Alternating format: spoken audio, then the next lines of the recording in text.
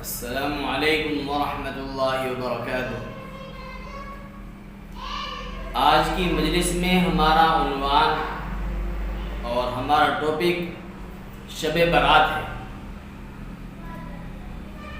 یقیناً وہ شخص بہت خوش قسمت انسان ہے، وہ شخص بہت خوش قسمت ہے جس کو اپنی زندگی میں شب برات مل جائے، نصیب ہو جائے۔ یہ اس شخص کی بڑی خوش قسمتی ہے۔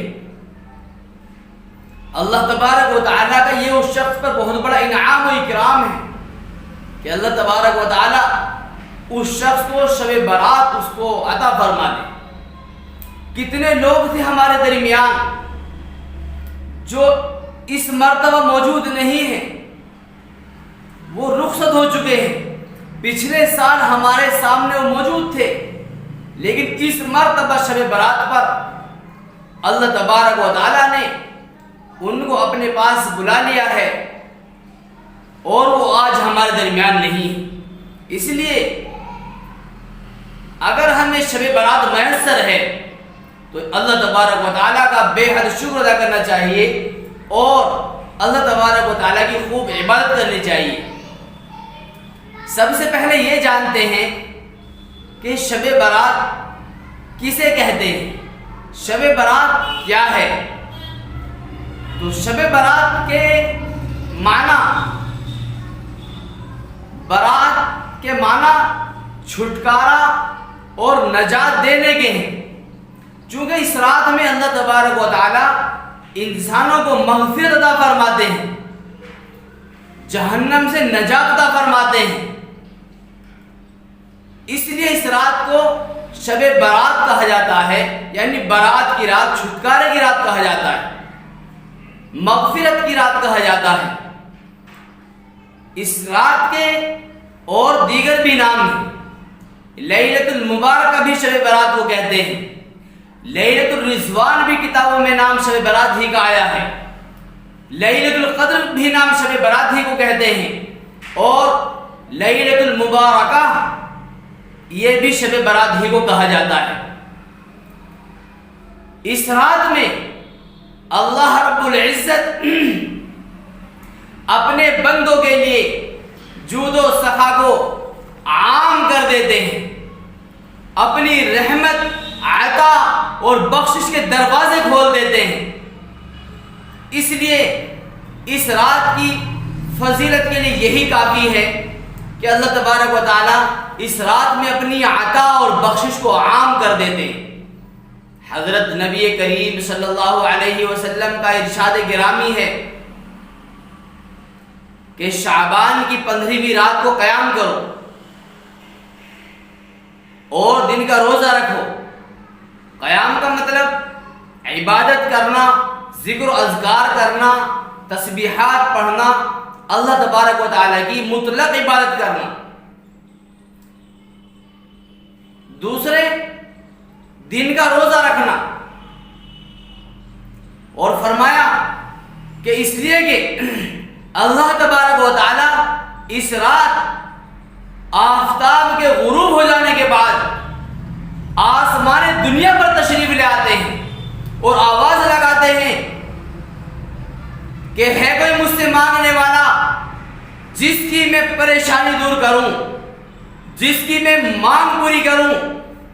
ہے کوئی مغفرت کا سوال کرنے والا جس کو میں مغفرت عطا کروں؟ ہے کوئی بے روزگار جو مجھ سے رزق کو طلب کرنے والا تاکہ میں اس کے لیے رزق کے دہانے کھول دوں؟ ہے کوئی بے یار و مددگار جس کو لیے میں سہارا بنوں؟ محترم سامعین، اللہ تبارک و تعالی یہ اعلان صبح صادق تک یعنی اذان فجر تک کرتے رہتے ہیں۔ اس بات سے آپ شب برات کی اہمیت کا اندازہ لگا سکتے ہیں۔ صرف مختصر یہ بتانا ہے کہ شب برات میں کیا کرنا ہے، کیا نہیں کرنا۔ اس رات میں اللہ تبارک و تعالی اس امسال کیا کیا باتیں پیش آنی ہے، کس شخص کے ساتھ کیا باتیں پیش آنی ہے، وہ تمام فہرست فرشتوں کو عطا فرماتے ہیں۔ کسی کے ساتھ کیا اچھائی ہے، اچھائی کے فیصلے کیے جائیں گے، کسی کے لیے کیا اس کے حق میں کچھ غیر مناسب فیصلے اس کے لیے کیے جائیں گے، تو یقیناً ہمیں اس رات میں اللہ تبارک و تعالیٰ سے رو دھو کر کے اپنے لیے اور تمام امت مسلمہ کے لیے بالخصوص دعا کریں تاکہ رب تعالیٰ ہم سے راضی ہو جائے اور اس فیصلے کے صادر ہونے والی رات میں اللہ تبارک و تعالیٰ سے اپنے لیے خیر کے فیصلے صادر فرمانے کی دعائیں مانگی اور تمام امت کے لیے۔ تو اس رات میں اللہ تبارک و تعالیٰ روایات میں آتا ہے کہ تمام لوگوں کی مغفرت اور بخشش کر دیتے ہیں، صرف 6 وہ لوگ ہیں جن کی اللہ تبارک و تعالیٰ بخشش نہیں کرتے۔ ان 6 لوگوں میں سے پہلا شخص وہ ہے جس کو قرآن کریم نے مشرک کہا ہے۔ قرآن کریم میں آیا ان الشرک لظلم عظیم، کہ شرک جرم عظیم ہے، سب سے بڑا دنیا کے اندر اگر کوئی جرم ہے تو شرک ہے۔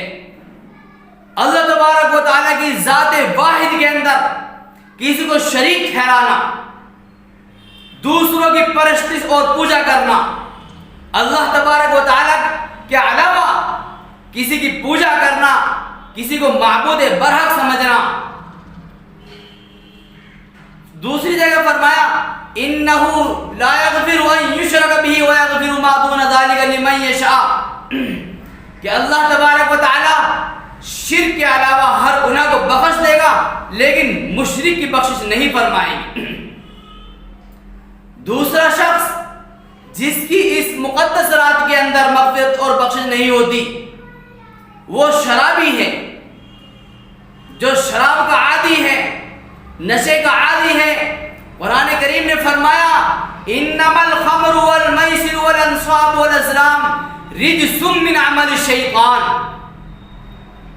مطلب یہ ہوا کہ شراب اور جوا یہ سب شیطانی حرکتیں اور شیطانی عادتیں ہیں، ان عادتوں سے ہمیں بچنے کا حکم شریعت مطہرہ نے ہم کو عطا فرمایا۔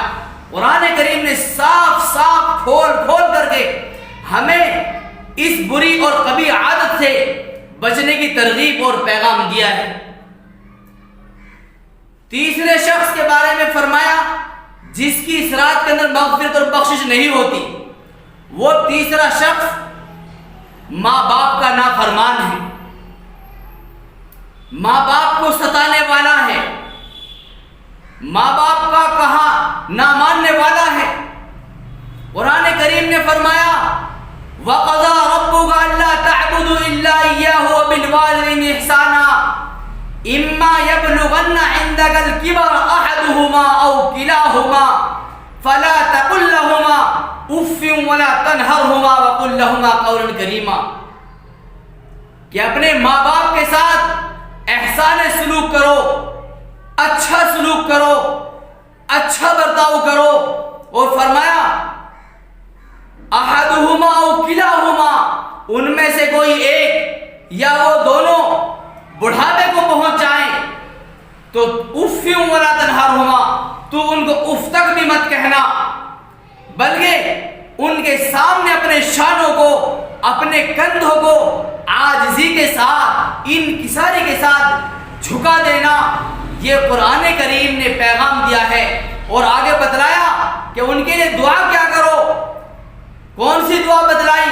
رب ارحمہما کما ربیانی صغیرا، کہ اللہ میرے ماں باپ پر احسان فرما جیسا کہ انہوں نے مجھے بچپن میں پالا ہے، بچپن میں پالا پوسا ہے، میری پرورش فرمائی ہے۔ تو چوتھے شخص کے بارے میں فرمایا چوتھا وہ شخص ہے جس کو قاطع رحم کہا گیا ہے، یعنی رشتوں کو توڑنے والا کہا گیا ہے۔ حضرت ابو ہریرہ رضی اللہ تعالیٰ عنہ روایت کرتے ہیں کہ نبی کریم صلی اللہ علیہ وسلم نے فرمایا کہ جب تمام انسانوں کو پیدا کیا گیا، تمام مخلوق کی پیدائش کی گئی، تو رشتے نے کھڑے ہو کر کہا کہ اے اللہ میں قاطع رحم سے پناہ چاہتا ہوں، آپ کی پناہ چاہتا ہوں قاطع رحم سے، رشتوں کو توڑنے والے سے۔ اللہ تبارک و تعالیٰ نے فرمایا کہ کیا تو اس پر راضی ہے کہ جو تجھ سے تعلق جوڑے میں بھی اس سے تعلق جوڑ لوں، اور جو تجھ کو توڑ دے میں بھی اس سے اپنے تعلق توڑ لوں؟ تو میرے بھائیوں معلوم ہو گیا کہ رشتوں کو توڑنے والا اللہ تبارک و تعالیٰ کی رحمتوں سے، عنایتوں سے محروم کر دیا جاتا ہے، راندے درگاہ کر دیا جاتا ہے۔ اس لیے رشتوں کو توڑنے سے بچیے۔ پانچواں شخص جو اس رات میں محروم رہتا ہے بخشش اور مغفرت سے، وہ شخص ہے جو چغل خوری کرتا ہے۔ پانچواں شخص چغل خور ہے جو ہر انسان کے سامنے ہمدردی کا منہ لے کر جاتا ہے، لیکن ایک کی دوسرے کی پہلے سے چغلی کرتا ہے اور اپنے آپ کو بھلا بنا کے رکھنا چاہتا ہے۔ میرے بھائیوں حدیث کے اندر فرمایا گیا کہ چغلی کرنے والا، غیبت کرنے والا ایسا شخص ہے جیسے کہ اپنے مرے ہوئے بھائی کا گوشت کھا رہا۔ اب آپ بتائیے اپنے مرے ہوئے بھائی کا گوشت کھانا آپ کھا سکتے ہیں؟ ہم کھا سکتے ہیں؟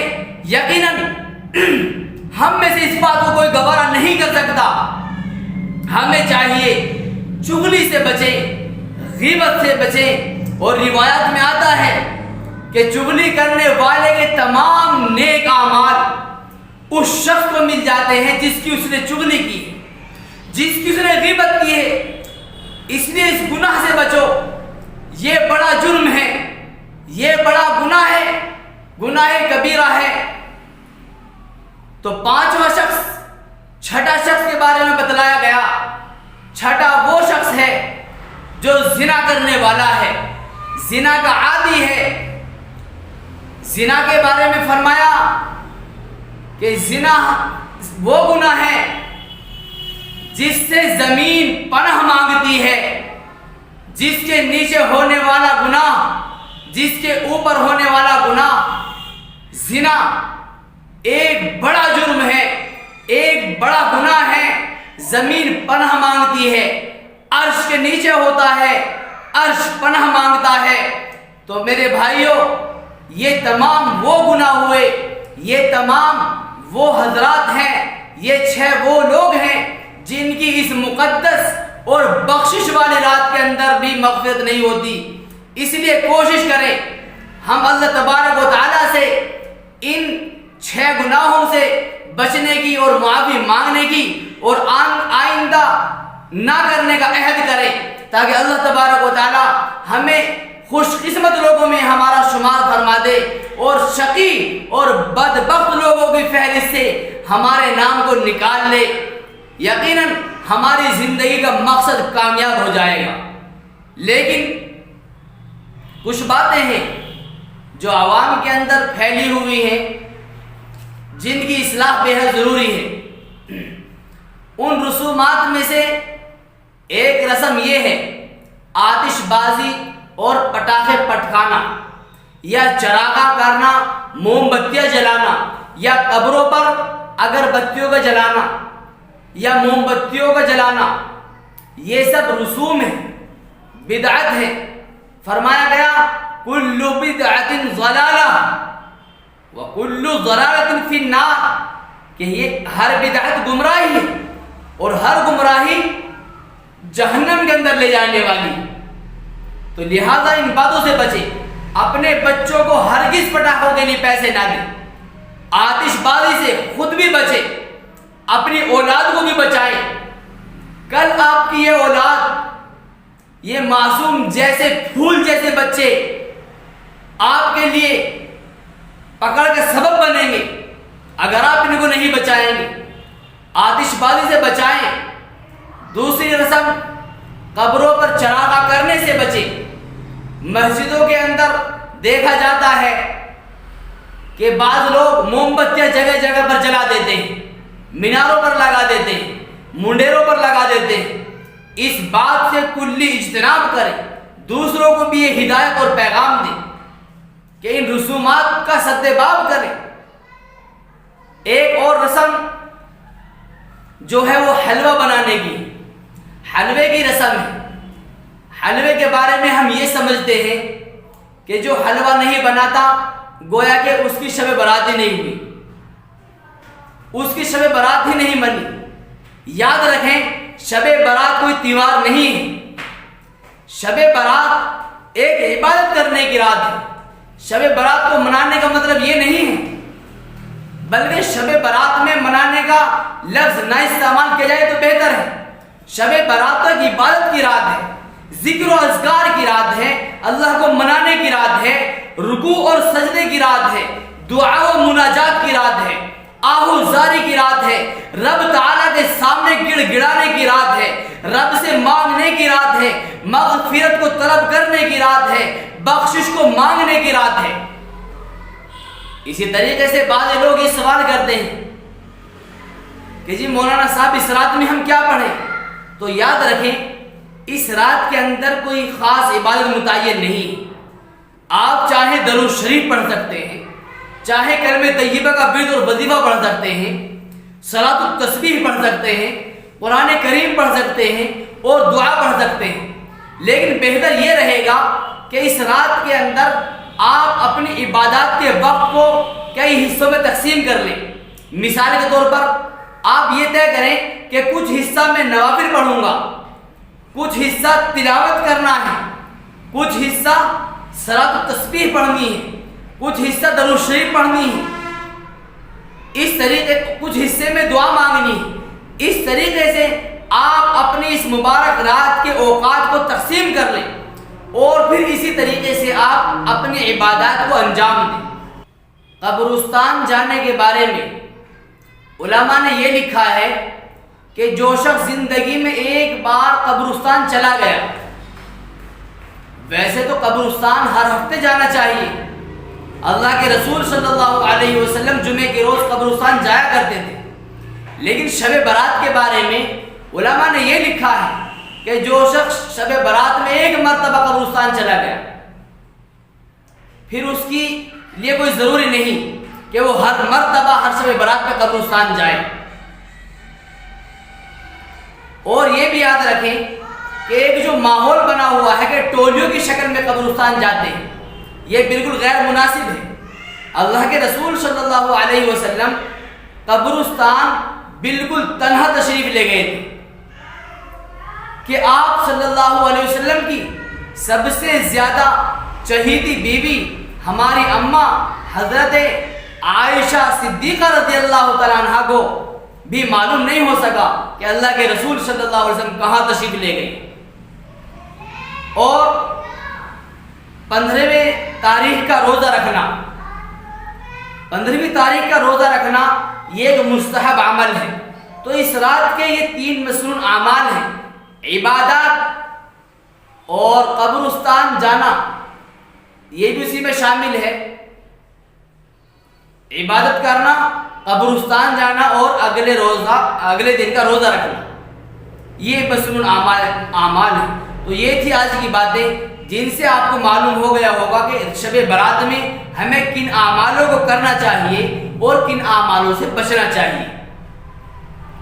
حلوے کے بارے میں جو لوگ یہ دلیل پیش کرتے ہیں کہ اس مہینے میں اللہ کے رسول صلی اللہ علیہ وسلم نے حلوہ نوش فرمایا تھا، آپ کا دندان مبارک شہید ہوئے تھے، تو ایسے لوگوں کی خدمت میں یہ بات عرض ہے کہ اللہ کے رسول صلی اللہ علیہ وسلم کے دندان مبارک شہید ہوئے، بے شک شہید ہوئے، لیکن دندان مبارک جو شہید ہوئے تھے وہ غزوہ احد میں شہید ہوئے، اور غزوہ احد پیش آیا تھا شعبان میں نہیں بلکہ شوال کے مہینے میں پیش آیا تھا۔ اس لیے ہمیں یہ رسم بالکل ترک کرنی چاہیے اور ان باتوں سے، فضول باتوں سے بچنا چاہیے۔ حلوے جیسی رسم سے اپنے آپ کو بچائیں۔ اللہ تبارک و تعالی مجھے بھی اور آپ سب کو اس رات کی انوارات اور برکتیں ہم سب کو عطا فرمائے، اور ہر برائی اور ہر شر سے ہماری حفاظت فرمائے، خیر کے ہمارے لیے فیصلے اللہ تبارک و تعالی مقدر فرمائے، اور ہر شر برائی سے ہماری پوری حفاظت فرمائے۔